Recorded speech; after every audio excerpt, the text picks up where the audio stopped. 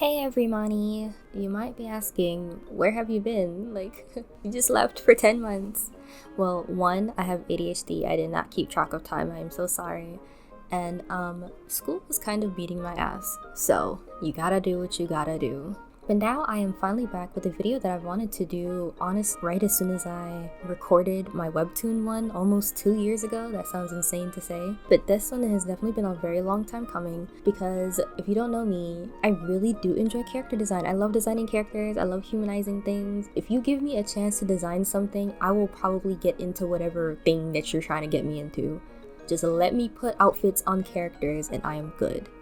And I do get like a lot of comments, at least on stuff like Tumblr, because that's where I am the most. People are like, oh my gosh, your OCs are very diverse. I love seeing them. How do you come up with them? Blah, blah, blah.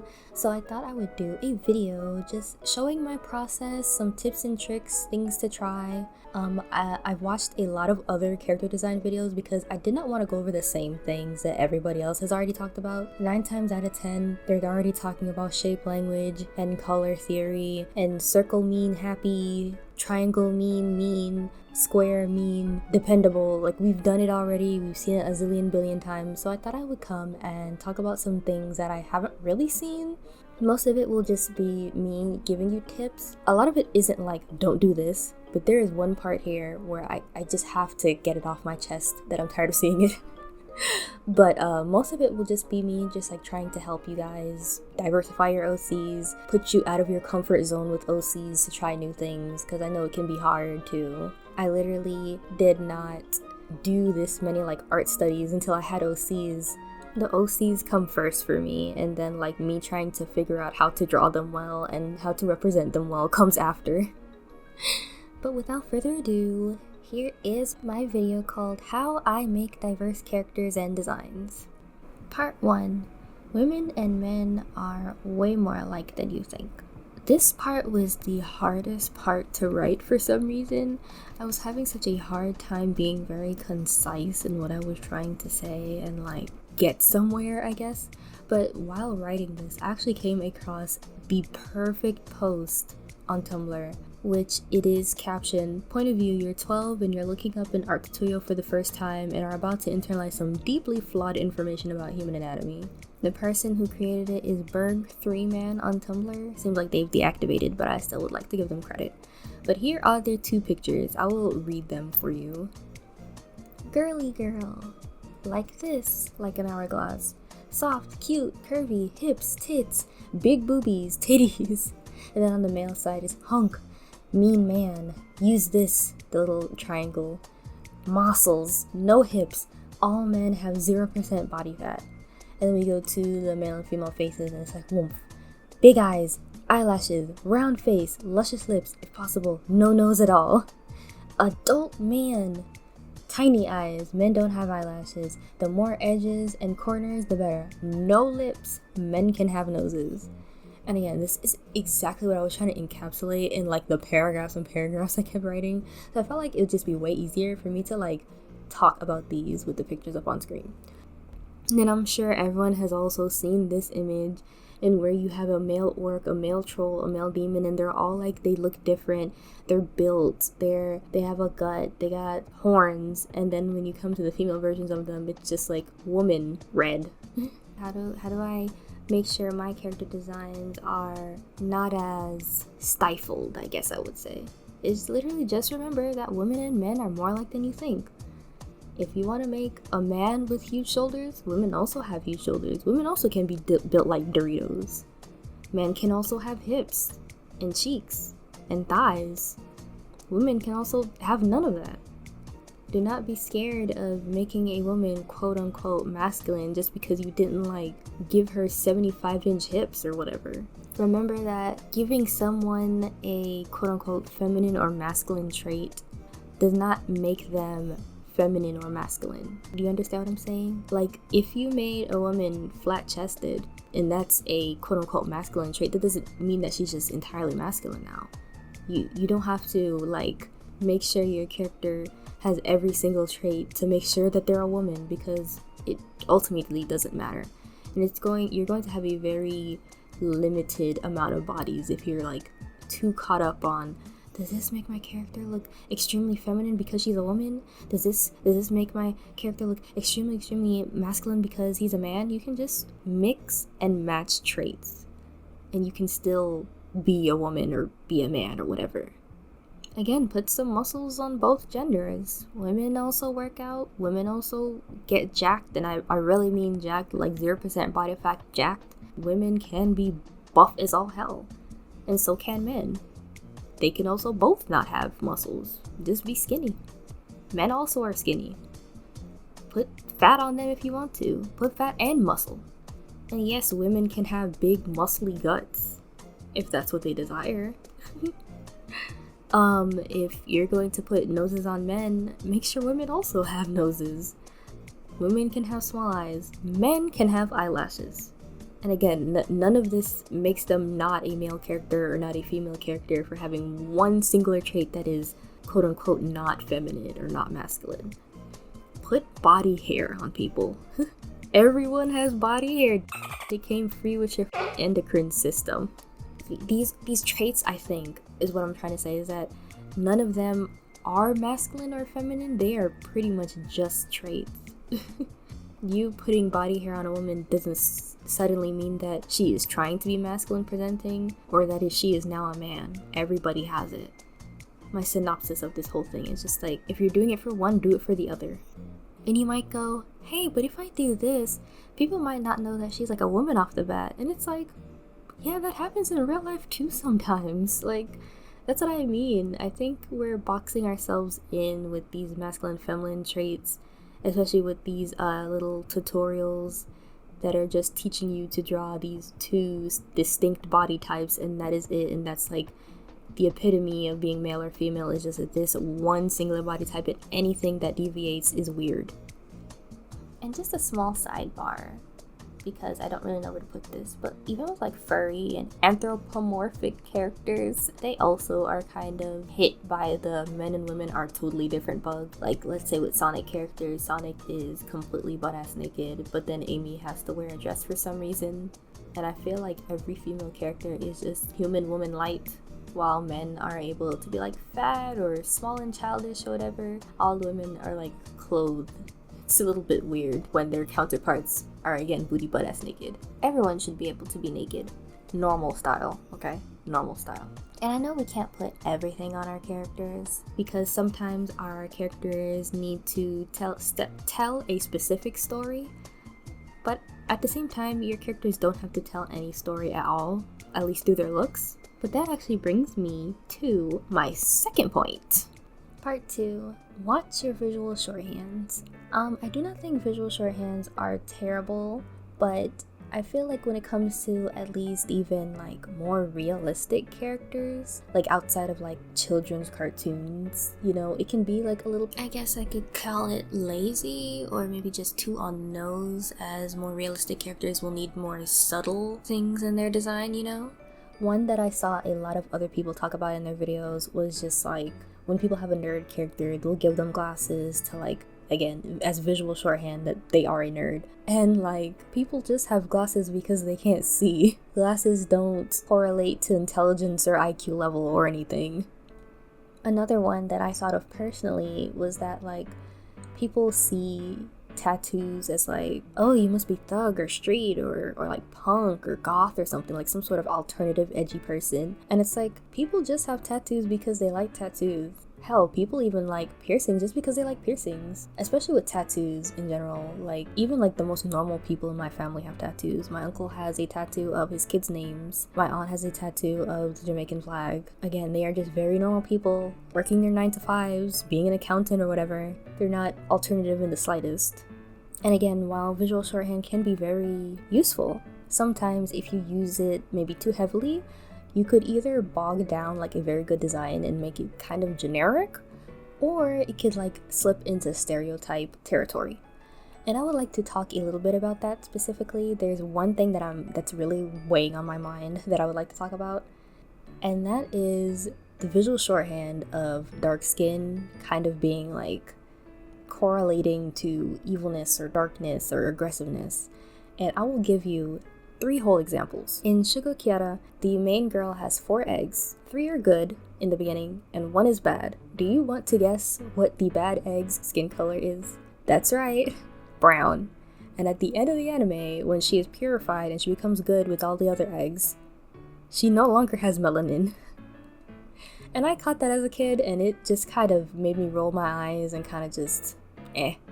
But like, that was not the only experience that I've had. Another one I can think of is Merly and Aoki from Vocaloid. I used to really love Vocaloid when I was younger. I still do, but not as much. And none of the Vocaloids look like me. They were all light-skinned. But there was news that there was going to be a dark-skinned, well, brown-skinned Vocaloid, and I was so excited for her. And she came out and she had like a sister who was light and fun and cute and peppy, and she was like the good fairy. And then the brown skinned sister is like tsundere and like jealous of her sister or whatever and mean or whatever. And like, I still enjoyed her as a character, but again, I clocked that the one brown skinned character in entirety of Vocaloid wasn't nice, you know? She was the bad sister. Another one that's kind of recent, because I never got to play this game as a kid, but I played the Kingdom Hearts series a few years ago, and I very quickly realized that in the main Kingdom Hearts games, there is not a singular dark-skinned character that is not evil. And it's like, yeah, a lot of them are the same guy, but still, like, there's none outside of him that are good. And I mean, it's just been an entire life full of just little instances like that where it's like, oh, you guys don't know how to make black characters or use dark skin until you need someone who's mean or evil or aggressive or masculine or a top or whatever. And it's not even just in like East Asian media. Obviously, it's in American, Western, all media, honestly. Colorism is pervasive. I've seen it in webcomics here. I've seen it in manhwa, on webtoon. It's just everywhere. I even see it on Instagram. A lot of OC artists I cannot follow personally because it's just like every single time they have a OC couple, it's always like the man is dark skinned but not black because that's too scary, but dark skinned and big and strong and aggressive. And the girl that they're dating is so meek and small and light, and oh my gosh, she's so cute. It just gets a little tiring to see. I'm gonna try to not have too many don't do this type things in my videos. I'm just trying to give tips, but this is something that I see so often and people just don't notice it at all. It's kind of like little mosquito bites every single time I see it. Like, it's not the worst thing, but after a while you do get kind of itchy. Yeah, so to wrap this up, like this entire watch your visual shorthand section up, just as I said before, just please watch them. At best, if you rely on visual shorthand and certain design choices and tropes very, very heavily, you're just kind of making a generic character because it has been done 700 million times before, like with the glasses thing. And at worst, you're perpetuating stereotypes that have like real world ramifications, you know? You can't get everything right on the first try, you can't know every stereotype and everything like that, but do as much research as you can. That's like my number one thing of this whole entire video, is just to do research. Research is fun, at least for me personally. I love to read, so do what you can to mitigate things like that, I guess. On to the third. Part 3. Disability is a spectrum. And not only is it a spectrum, it is also very common. I feel like this is a very common thing that people overlook also to add to their OCs. According to the World Health Organization, 1 in 6 people are disabled. And I feel like a lot of people think like the only disabled people who exist are people who have like very visible disabilities, like let's say an amputee, someone in a wheelchair, someone who's deaf or blind or mute. And as I said before, a disability is very much a spectrum. Sometimes people's disabilities are mild. Sometimes people have more than one disability, that is the usual. Some people have invisible disabilities. Some people's disabilities are entirely like mental, like depression. There's just so many different ways to write disabled characters. There's so many ways to be disabled, you know? I would like to show some ways that you could incorporate disability into your characters, but I won't be showing my actual OCs for this. I will be showing my Undertale humanizations because I feel like talking about the canon characters and then the way I interpreted them would probably be an easier way for people to see how I go about it at the very least. So on the off chance you have never heard of Undertale, it is an indie game about a child that falls underground and meets monsters and needs to get out. There is a bunch of characters that I humanized. It was the entire cast basically, but I will just talk about 3 of them that I incorporated disability into in my own way. So the first character I will talk about is Undyne. Canonly, she is a fish monster, and because she is a fish monster, she has no nose. This will come up later. She's also missing an eye, so she wears an eye patch, and she is the head of the Royal Guard. There's a king under there in the underground, and she guards him. So for my humanization, the first thing I wanted to think about was, how did she lose her eye? There were many reasons she could have lost her eye. I mean, like, she is a royal guard. But when I was looking up eye conditions, I found the most interesting one for me would have been eye cancer. Because when I looked up, like, eye cancer patients, a lot of the times they would obviously have their eye removed. But then the cancer seemed to, like, deform the eye socket and a little bit of the nose. So I was like, okay, well, that works for, like, not entirely taking away her nose, because obviously she has to breathe as a human, but it also, like, gets rid of the eye also. So I settled on that for her character. There's another character. His name is Sans. He is a skeleton monster who is extremely lazy and likes to sleep, but he's also the most powerful character in the game. Sorry for spoilers. He also has the hardest boss battle, but he also only has 1 health point. Most monsters in the game, like low-level ones, have at least like 20 health points, and like the boss monsters like him usually have in the thousands, but he only has 1. So my first thought was, okay, let's look at bone conditions. Like, he's a skeleton, he also uses bones in his attacks. So one bone condition that I did find was called brittle bone syndrome, in which the syndrome is he has brittle bones. It, I believe, is genetic, and it starts at birth. It can be mild or it can be very, very terrible, so I gave him a mild case. Oh, and I forgot to mention, in his canon version, he also has an eye that glows blue when he's, like, using his powers to defeat you, basically. So what I was looking for was, like, I should make his eye blue, but I found that, like, heterochromia was kind of boring for me, like a design choice for me personally. So I looked up, like, eye conditions again, like what would cause an eye to be blue or a bluish eye or whatever, and I found out about cataracts. And lo and behold, I actually found that cataracts are comorbid with brittle bone syndrome, meaning that if you have brittle bone syndrome, you are way more prone to cataracts. So I gave him a cataract. A bonus is that I gave him, like, a service dog. A service, but not really service dog. Like, she failed out of service dog school, I guess. But he has a dog that is, like, in the shape of his blaster in the final boss battle, because I thought it was cute and fun. Now, the third character that I will talk about is my Gaster. In the game, you can't get to him unless you, like, edit some game files, but he existed before the start of the game. Was the previous royal scientist, and then fell into a nuclear reactor, and now is like this misshapen blob thing that nobody remembers. So in my human AU, he is related to Sans, so he had to be black, he had to have brown skin, but I really wanted to keep, like, the ghastly white face that he had, so I was like, okay, I know vitiligo does it, but I was like, but vitiligo I believe is genetic, so I was like, I don't know if I want, like, Sans to have vitiligo. I didn't really care for that. But then I figured out there's something called chemical-induced vitiligo, which is obviously induced by chemicals instead of induced by, like, your genes. So once it happens to you, it doesn't spread like it does with regular vitiligo. So I was like, okay, that works for him. And also in his canon design, he has, like, 1 small pupil and 1 big pupil. So again, I looked up, like, eye conditions that would have that, and I found a thing called Horner syndrome, in which you would have 1 big pupil and 1 small pupil, and also on one side of your face, it, like, doesn't sweat, I believe, so it's, like, kind of, like, paralyzed in that way.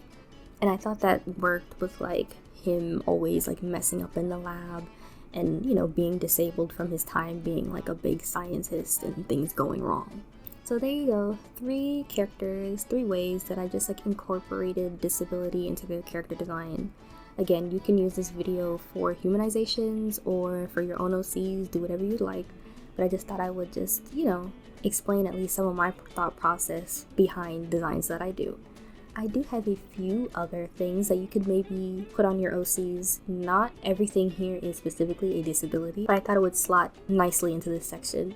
So don't be afraid of putting things like acne on your characters, hyperpigmentation, scarring, dark spots, lazy eyes, a cleft lip, crooked teeth, and I do mean, like, really differently shaped teeth, not just fangs, not just vampire teeth. I'm talking about, like, chipped teeth, cracked teeth, discolored, like everybody doesn't have that Steve Harvey smile. Everybody ain't rocking veneers, You could give your character missing fingers, bow legs, asthma, diabetes, POTS. There's just so many ways to just give your character a little character. Make them live life a little.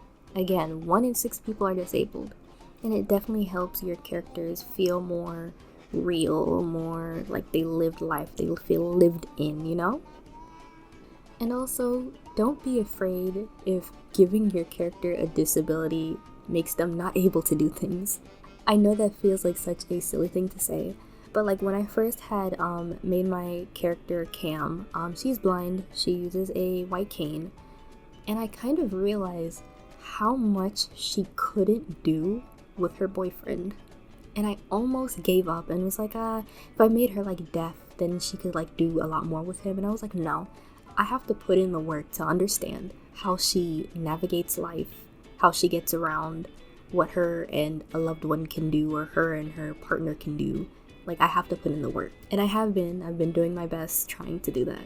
So again, do not be afraid to research. Research is very fun. I swear it is. I'm not a teacher. I am just neurodivergent. Part 4. Race and nationality do not have to line up. I will make a big disclaimer here right now. This is Caribbean propaganda. I repeat, this is Caribbean propaganda. I feel like there are a lot of Caribbean characters, but like 99% of them are Jamaican. And then they are never like actually voiced by Jamaicans. So they have a terrible accent and slang. I feel like every other island should be able to feel how we feel. Go out there. Go and make those Caribbean OCs. Be free.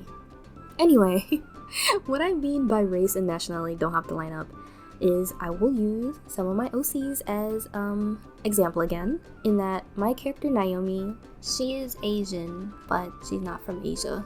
She is from Jamaica. And that is a weird combo for someone who is not from Jamaica or not Caribbean at all. But Jamaica has, I believe, the second biggest Chinese population in the Caribbean. Could have gone down or up by now, but definitely has a significant, it's a significant part of Jamaica. I also have another character who is Asian. She is Indian, but again, she is not from India. She is from Trinidad and Tobago. And for Trinidad and Tobago specifically, like Chinese people in Jamaica, they are not the majority, but they are big enough where it's a very easy combo. But for Trinidad and Tobago, Indian people are like one of the biggest, like the biggest third. They're on par with black people there, but definitely like their culture is very dominant, unlike Chinese people in Jamaica. If you've ever had a Trinidadian roti, that's just Indian food. Or if you've listened to like chutney music from India. I would also like to say that language and nationality do not have to line up either. For example, you might be like, oh well, this character speaks French, so they gotta be from France. And it's like, they don't have to be. Haiti speaks a French Creole. Martinique speaks a French Creole. There's an entire French Caribbean who speaks French or a French Creole. And Senegal, which is actually a country all the way in Africa, also speaks French. Again, I'm gonna say it again, doing research and just figuring out where people are, like what the demographics of places are, where have people moved to, immigrated. Just look deeper.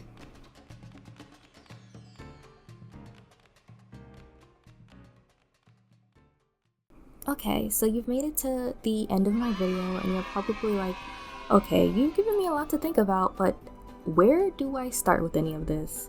Well, I will help you with some references. I'll go back in the order of things that I've talked about. So combining both, the women and men are more alike than you think, and kind of adding that to like the watch your visual shorthand. I feel like both of those are kind of just eradicated by just drawing people who look normal. Like your average old lady neighbor or the guy across the street, like not always only drawing 20-something-year-old TikTok fashion models, So my thing for that would actually not be Pinterest. I am not advocating for Pinterest here. I'm not saying Pinterest is bad, but like, for example, do you know how many times I have seen this specific picture drawn as some fandom character? 20 million billion 4 zillion trillion times. And it is because on Pinterest, a lot of y'all just have the same algorithm, the same poses, the same models. But one place that I think is really good in like being able to expand your visual library, and I mean like really expand it, like outside of people who don't look like you or who don't look like your idealized self or your idealized like look or aesthetic. A very good place for that for me is Earth's World. Earth's World is for more like for facial features. It is a collection of photos of people at country fairs and things like that. So like casual candids of just normal folk. The type of people that you see here have wrinkles, have receded hairlines, double chins, eyelashes falling off. They are in no way like primmed and proper. They are just regular people going around their lives. And I find it to be such a great reference because, again, if you were to go on Pinterest, the only people that really be reposted to Pinterest are models, are photoshopped. These people are just, again, normal folk. And it really helps me to put in perspective what the average person looks like. Again, and it helps me just diversify the types of characters that I draw. Because I would not draw this without it being a study, because if I were to go to Pinterest, this type of woman or this type of guy just would not be on there. I really enjoy doing art studies from these pictures, and I really need to do some more. Another place that is actually very good, but it's not really a place, it's more a cartoon, because I do studies, but sometimes I do find it a little hard to translate ethnic noses or just different types of noses outside of the regular into my style. So it can be like a little bit too realistic when I do my studies. But one show that I really enjoyed that did that so well, for me anyways, was Venture Bros. Venture Bros does apparently have an art book. I don't have it, but I know you can get it for free somewhere, cough cough. But I personally just watched the show and then like took screenshots of every character and background character I really liked that I thought were very cool. Literally this random background character, I stole his nose for my OC, and like whoever designed him, thank you, because I needed that. Now with body types, I have a few places, but a lot of them are not safe for work, and I'm sure kids will watch this, so I will try to put my most safe for work places to get things. So one place where you can draw fat people is Fat Photo Ref. It has a password, so I cannot give that out. You'll have to ask the domain haver, send them an email for it. But there's so many different body types for you to be able to try and draw and learn how fat works. Now there's another place that I go for pictures of muscular women specifically. Disclaimer that like once you know how to draw muscles, there's not really that much difference between a muscular man and a muscular woman. Like so many women who build their bodies to look more, I guess, like masculine presenting. So it's like you don't really need to have specific roughs for a muscular woman. But I know that sometimes our brains can kind of like trick us and be like, oh, this is a woman, so she has to have a small waist, and you're kind of like doing it subconsciously. So I would still like to share this ref for masculine women specifically. So it is Woman Today on Tumblr, so womantoday.tumblr.com, and you should go in there /musclegirls tag or /masculine tag. Either of those are very good. Really good refs for if you were trying to draw muscular women. Not all of them are masculine presenting, some of them are very feminine, so that's why I put 2 tags depending on what you're looking for. But yeah, that's another one.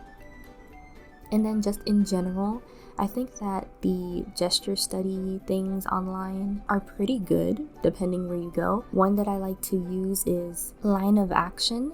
There are a few places you can go to when you look up like online gesture drawing or something, but this specifically I know has at least like fat people, muscular people, skinny people. I've definitely seen like a few disabled people also here. I've done like at least 1 or 2 women in like wheelchairs, so I think that this is also a good one to go to. But again, there's a few if you don't like this one specifically. Now to speak about disability specifically, like how do I make sure that I'm writing my disabled characters right? Where do I go to know how to do blah blah blah? Well, this one's a little tricky. Honestly, I go on WebMD and Mayo Clinic a lot, because sometimes I'll just Google things like eye condition, bone condition, arm condition, and then like kind of sort through to see what I need specifically for my characters. I know those aren't always like good, but usually not for like OCs, more like don't diagnose yourself from these because it could be something way different. But those two I'm usually on, just trying to make sure like I'm doing it correctly or the symptoms are correct. Another place I think is really good for like trying to write characters and do characters with disability is Reddit. I know, everybody stop booing, but Reddit is very good. Again, my character Cam is blind, and I was having a very hard time like making sure she could do what she could do, you know? So I found that there was a blind subreddit in which a lot of people will give you tips on how to write blind characters. You can go in one of the threads and there's like a master thread where you just ask questions like, hey, I'm writing this character, blah blah blah. Is this good? Is this a stereotype? Is this bad? So I'm very sure that there are other subreddits for other like disabilities that you can go and ask, or at the very least you can like search up what you're looking for and maybe just read a few threads of things people have already asked. Reddit is also good for that. My last thing for disability is to honestly just buy books from disabled authors. Again, my character Cam is blind, so I've been like trying to buy a lot of like books by blind authors, and I mean they're usually very cheap, and if you can't get it, you know, there's always the library, things like that, anything to help out, you know, people who are obviously trying to educate others. Now my last one is for ethnicity and language and where to look for that kind of thing. Again, I just do a lot of googling on things like that, like Bahamian accent, how to talk like a Bahamian, blah blah blah. So I do a lot of googling for that. But one place that I find that is very good for at least like slang and how to get the cadence down of some languages or some accents or some creoles, blah blah blah, is actually right here on YouTube. Again, my OC Cam, she's from the Bahamas. I am not. I am from Jamaica, so I can at least understand a few things because we are both Caribbean. So maybe some of our idioms are the same, some of our slang is the same, but not everything. So what I did was I came here on YouTube and I found there was a girl here from the Bahamas who was very homesick. So she did like a bunch of videos of like how to speak like a Bahamian. And it was like, I don't know, 10 videos or something, and she like broke down the slang that they used, and a lot of them I did not know. I just did not know, and I jotted down the ones that I did not know, and I was like, okay, I'll be using this. And I thanked her because thanking people is just a nice thing to do. So if you really want to know how to speak like some character, wherever their accent is from, wherever their culture is from, I do really recommend it, definitely. And then let's say you really need to figure out, okay, where could this character be from? What is their culture like? What is the demographics of this race in this place? Blah blah blah. Again, Wikipedia. I usually just Google things and then Wikipedia kind of comes up as the first search thing. But Wikipedia is really great at having like the demographics of people there, when they immigrated, why, what's the dominant culture there, what's blended, what's their music that they have, blah blah blah. So I think that Wikipedia is a great resource if you're really trying to figure out where a character could be from or where they're going to, etc. And again, just searching both of those things, because sometimes there will just be random articles just right there on Google or whatever search you use where you don't have to use Wikipedia or YouTube. It might be like JamaicanSlang.com, and then there you go, there's a place for you to just like find all the slangs and idioms and words that they say there. Well, that's it. That's the end of the video. If you liked it, like it. If you have something to say, did this video help you? Do you have any websites or places you go to help you develop and diversify your OCs? Feel free to comment any of that below. Bye, everybody!